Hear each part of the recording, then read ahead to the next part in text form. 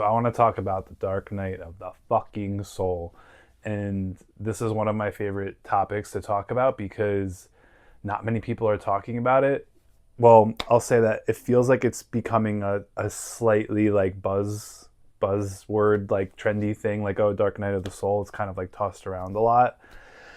And yet at the same time, I haven't found like a ton of resources of like what to actually do and how to navigate it. And I think it's so individually personalized to every single person. So it's like, it's not a one size fits all thing.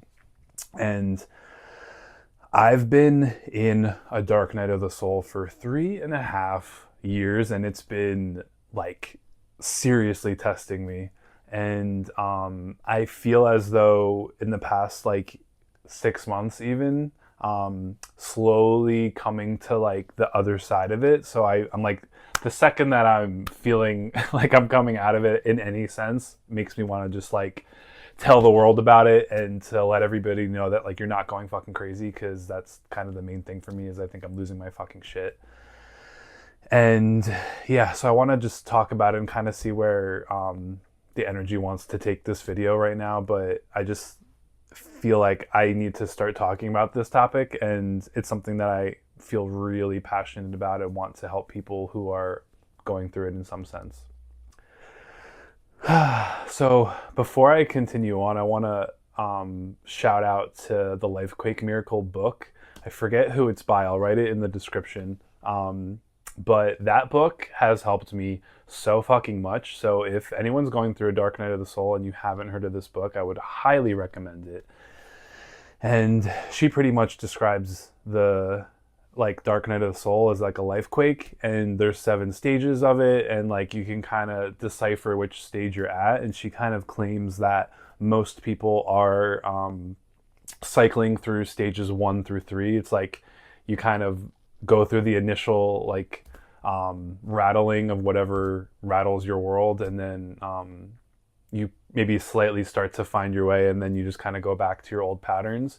And I personally feel like I was stuck in 1 through 3 like my whole fucking life.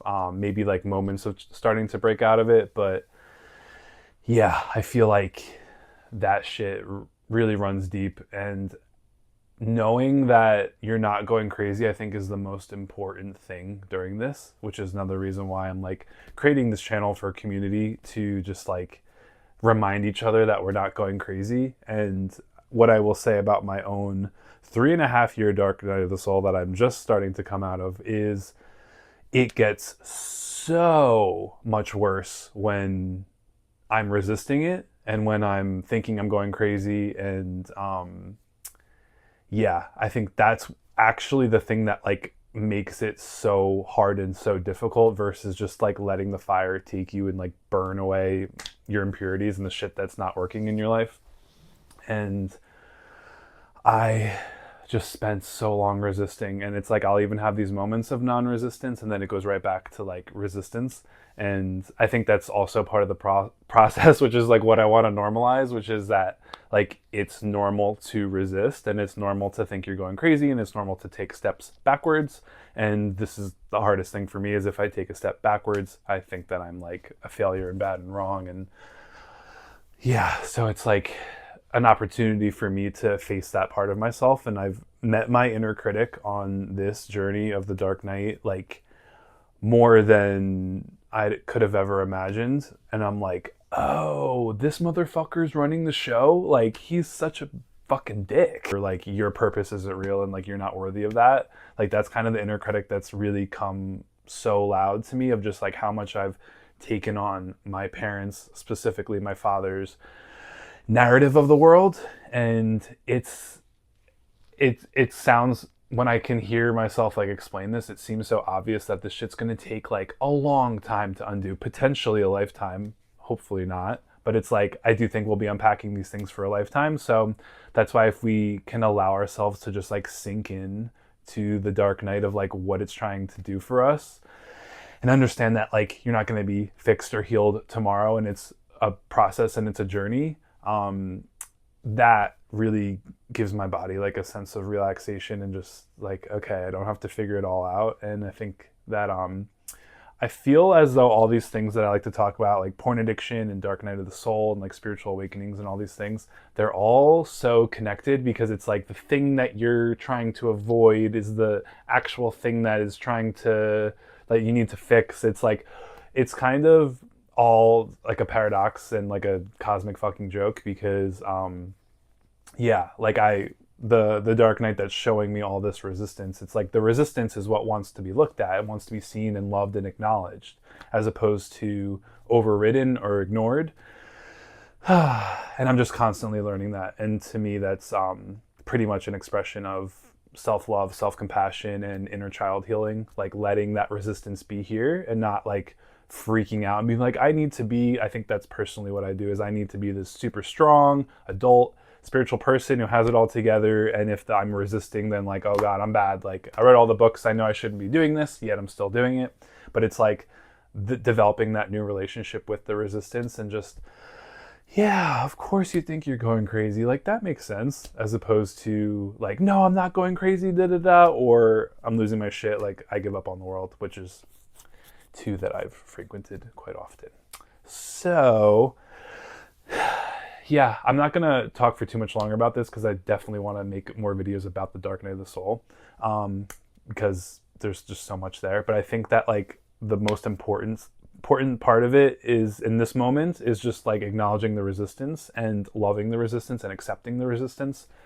And this is such a reminder for myself, because like when I figure something out, I just kind of want to run with it and like be hashtag Aries as fuck and just like take it and run. But it's really about actually going slow and like nurturing yourself in every single moment, and like inviting in that resistance and seeing what it wants to tell you, instead of just overriding yourself, because I override myself so often, or I have in the past, and it's a constant process of breaking out of that cycle. So yeah, if you're going through any kind of dark night, whether that's a more external one or a more internal one, mine was more internal, and I think that that's also what I don't hear many people talking about, which when I hear Dark Night of the Soul, it tends to be like your marriage fell apart, or you lost your job and you were like homeless, or whatever the case may be. It's like some like external catastrophic event. And for me, it was more like all internal, like nervous system dysregulation, health issues, chronic pain, like, and it's can be very isolating, like not knowing where to go or what to do with those issues.